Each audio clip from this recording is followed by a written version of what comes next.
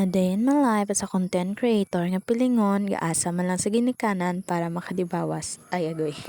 Siyempre, hindi makukumpleto yung araw natin pag hindi tayo nagkunwaring naligpit natin ng higaan, di ba? Pagkatapos kong maligpit ng mga higaan namin, siyempre inasikaso ko na dito ang mga labahin ng kapatid ko. Hindi lang naman to lahat sa kanya, mga uniforme, tsaka damit namin rin ni nanay na nandito.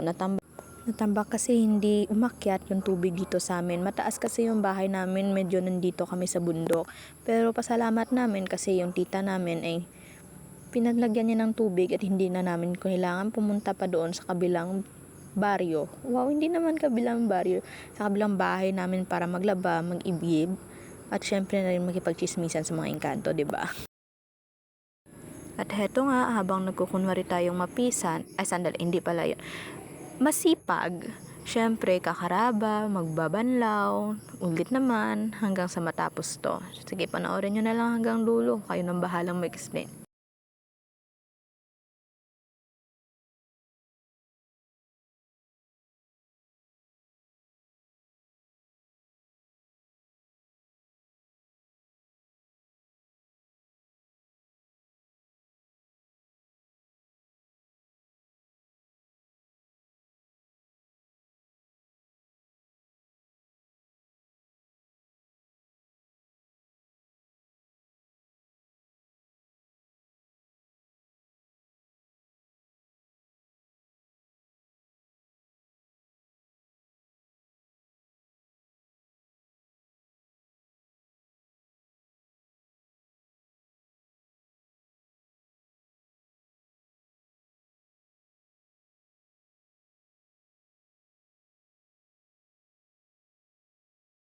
At nang matapos na nga akong maglaba, ay agad naman akong pumasok sa bahay para kumain.